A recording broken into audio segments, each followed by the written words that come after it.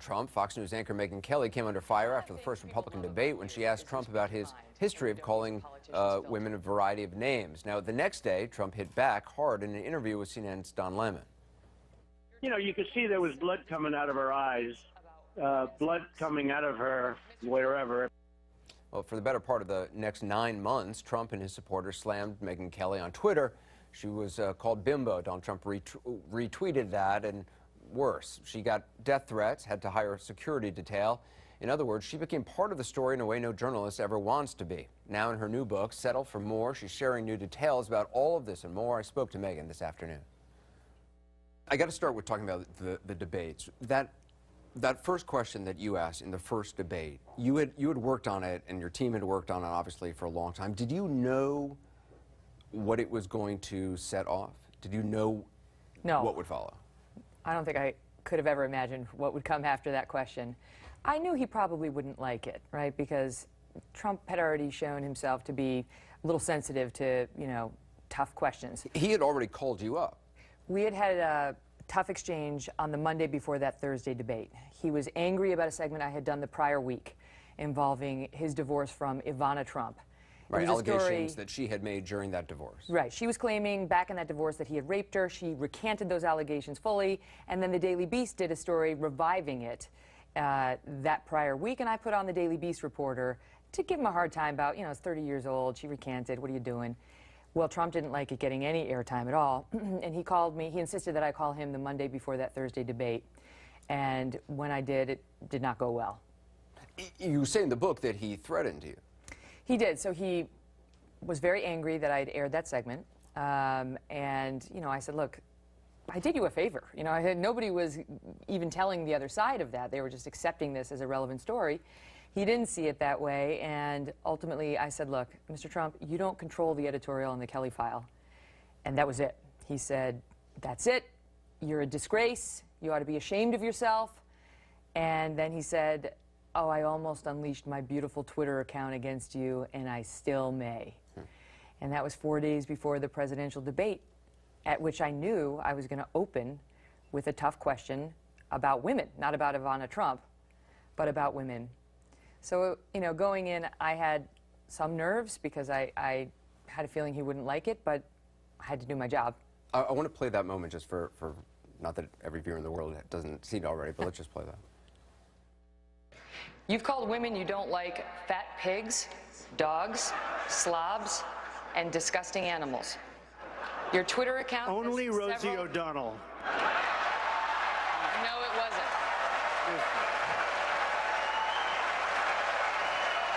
Your Twitter account...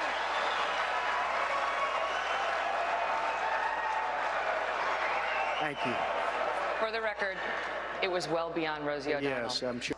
You once told a contestant on Celebrity Apprentice it would be a pretty picture to see her on her knees. Honestly, Megyn, if you don't like it, I'm sorry. I've been very nice to you, although I could probably maybe not be based on the way you have treated me, but I wouldn't do that. Looking at it now, what do you think? What I thought in the moment, which was that was a veiled threat, and I understood why he was suggesting I hadn't been nice to him. And, you know, I figured at the time maybe he's going to come after me a bit on Twitter, and that'll be that. I mean, this is in part the nature of our jobs. Sometimes politicians are unhappy with our coverage, and you have to take it. So that's what I thought was going to happen. You know, he's beaten up on me pretty good in the days after that debate, and then it just started to take on a different tone, and it started to just have different words, and by, you know, the following night, he was on with Don Lemon and made those blood comments, and that just changed everything in the debate. You know, I mean, it was, I went to the beach to be with my husband and my kids later that night. I saw Don that night. Normally, I'm not watching him. I love Don, but I saw him that night because we pre-taped the Kelly file, and Trump had insisted that he go on at 9 o'clock on CNN across from me. You guys let him go on commercial-free for 30 minutes, and we still beat you. Not you, it was Don. And that's when he made those comments. So I got in the car to go to the beach after that, and I was looking through my phone, and just the internet lost its mind over those comments. And I see these politicians tweeting out, I stand with Megyn. It was like, what the, you know, the presidential candidates. And just things would never be the same again. It was just a... You a ended game up with changer. security. I mean, you had to even go to Disney World, I think, with your family. You had to have a security. We had security guards the whole year. I mean, the threat level just got so high that it was impossible not to take that seriously. And, you know, it's not like I was walking around actively believing that somebody was going to necessarily try something, but it was high enough that we had to take it seriously. Well, you write about it in the book that a Fox executive actually said something to the Trump campaign about, you know, it would not be good for you if Megyn Kelly is killed. So Michael Cohen, who is Trump's top lawyer and an executive vice president with the Trump Organization, had retweeted, "Let's gut her," about me at a time when the threat level was very high, which he knew. And Bill Shine, an executive vice president at Fox, called him up to say, "You got to stop this. Like, we understand you're angry, but this is, you know, she's got 3 little kids, she's walking around New York, really." And he didn't much care. And what Bill Shine said to Michael Cohen was, "Let me put it to you in terms you can understand. If Megyn Kelly gets killed, it's not going to help your candidate." The fact that an executive at your company, though, I mean, that's an actual thought, you know, that's out there, that a real concern is incredibly telling. Well, listen, there's no question that some of the tactics engaged in by those supporting, you know, Team Trump were questionable. You know, Michael Cohen did that. Corey Lewandowski specifically threatened me if I showed up at the second debate hosted by Fox News, which our executive vice president said back to him, "Knock it off. You don't threaten our reporter. She will be there." And that was the one that Trump skipped. And, you know, it went on from there. I mean, even as recently as right before Donald Trump won, his online social media guy issued another threat saying, "Wait till you see what happens to her after this election." But you took that as a threat, as a personal threat, or as a professional threat? listen, I don't take it that serious. It's Trump's golf caddy who now runs his online services, right? So I was like, he's trying to get my attention, I guess. But the point is, these are not your normal tactics that we see in a presidential race unleashed against a journalist who asked a tough question. I don't think it would have made any difference, but some, in reading the book, have criticized you for not revealing all of this, that conversation you had with Trump before, where, you know, he talked about unleashing his beautiful Twitter on you, kind of holding on to that until the book came out. Do you think it would have made any difference? No. I mean, do you think if the Access Hollywood tape didn't make a difference, and the 12 female accusers didn't make a difference, and the Khan family and Judge Curiel, none of that mattered, that you know, he mentioned his beautiful Twitter account was going to be a game changer? You know, my approach in this was, I wanted to be honest, so I had revealed that I had received some death threats and that I had a guard, and, you know, that the level was getting a little dangerous. But I didn't want to make it any more about me. You know, Trump kept trying to make the story about me, and the story was about him and ultimately Hillary Clinton, but in the early days, him and the other Republicans. I write in the book, in Settle for More, that I felt like a human being who had been dropped into a shark tank, and there were passers-by looking in, slightly horrified at what was going on. And all I wanted to do last year was get myself out of the shark tank.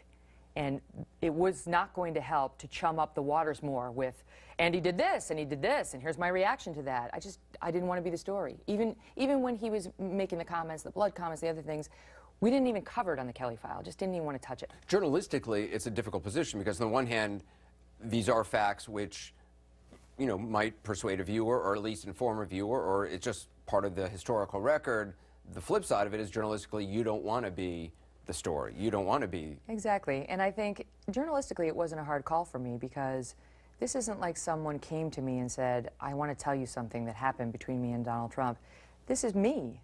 You know, we're under no obligation to report our own personal experiences just because we also happen to be journalists. In that regard, we're sort of half private citizen, where it's up to us whether we want to reveal our personal stories. More of my conversation with Megyn Kelly ahead tonight, including this.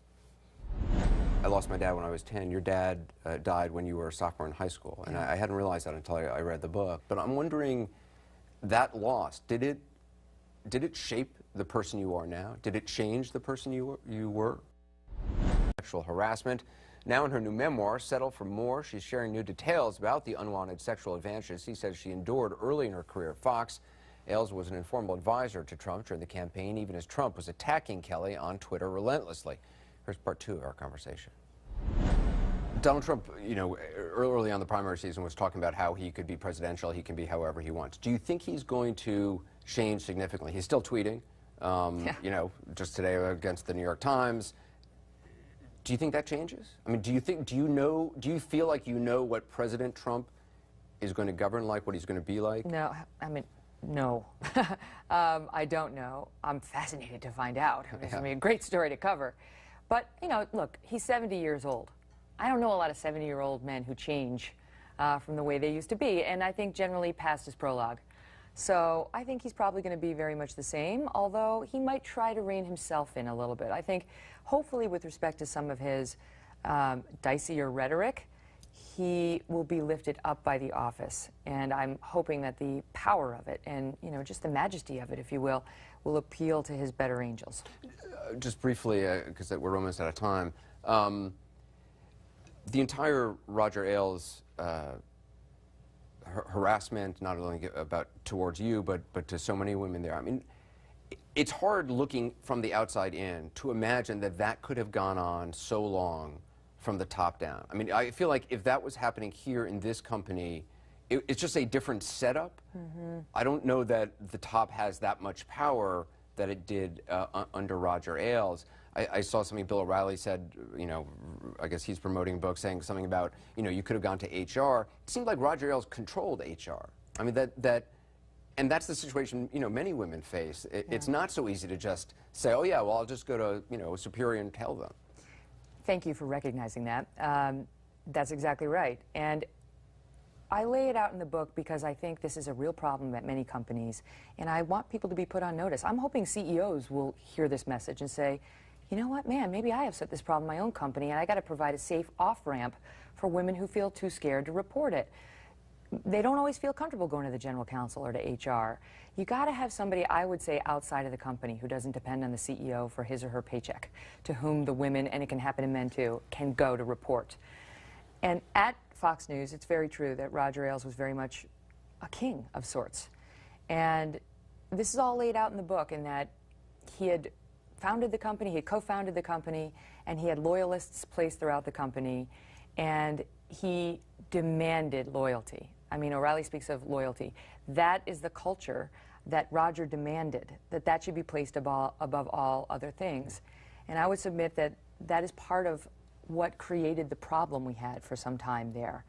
And I am very happy that now that's been addressed, and the actual owners of the company, the Murdochs, have come in, and as soon as this was brought to their attention, they got rid of him and have created a new situation over there where they've made very clear they want people to be safe and to feel safe. And for what it's worth, they were the ones who said to me, you should include this chapter in your book.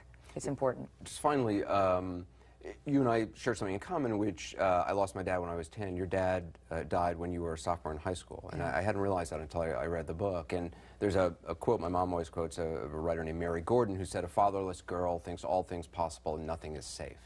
My mom grew up without a father. You had a father for much of your childhood, but I'm wondering, that loss, did it shape the person you are now? Did it change the person you were? Well, I know you know the answer is yes, right? Because when you lose a parent at a young age, it just creates a void that can never be filled. I mean, you can go all over the world covering very dangerous wars, and it's still there. You can ascend to the top of the news business, and it's still there.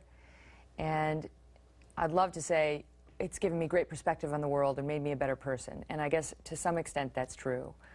But I trade it all back to have one more day with him. I feel lucky that I had my dad till I was 15, and his imprint on me was made and is secure. I think about that now with my own kids, who are 7, 5, and 3. I worry about mortality, right, as you do if you have great loss at a young age. How old was your father when he died? He was 45. Wow. My age right now. That's, yeah, I see, my dad was 50. I've always thought I would die by 50. That's how I feel. Yeah. I'm 45 right now. I turn 46 on Friday, so I've got a few more days. I think you're going to be all right. But I've been looking forward to my 46th birthday. I mean, for that reason. But I think about mortality a lot. And the thing that I take away from it, Anderson, is that, no, really, you could die any day. And you can't waste 1 second of your time here. It's too short to be mired in controversy and acrimony and sadness. And I changed my life to settle for more and try to do better for myself. And that's a gut check moment I continue to do and that I want others to do to improve their own lives, because who knows? Well, also that, you know, you'd had a kind of an argument with your dad, and that was really the last, you have this lasting image of him after the argument laying on the couch alone looking at the Christmas tree, and it was later that night that he died. That, to me, I had to stop reading for a while there. It was very hard to write, and it's the one chapter of the book that I can't really go back and read because it's upsetting. But yeah, we had an argument the night he died, and we almost never argued. He never had a harsh word for me, but I was being a bratty teenager who wanted a nice class ring. I wanted a nicer one than we could afford. And he told me we couldn't, and I kept complaining, and he turned and walked out of the kitchen. And it was the last exchange I ever had with my dad. And I stormed up to my room, and there he was sitting on the couch, staring at the Christmas tree. And I didn't say anything to him. I just went into my bedroom. And the next thing I knew, my sister burst in and said, "Wake up, Daddy had a heart attack." And he never revived. And, you know, within 3 hours, we were in the hospital next to his bedside, and he was gone. Megyn Kelly. Megyn, thanks very much. Thanks for having me, Anderson. I'm a fan. Thanks, me too. The book is Settled for More.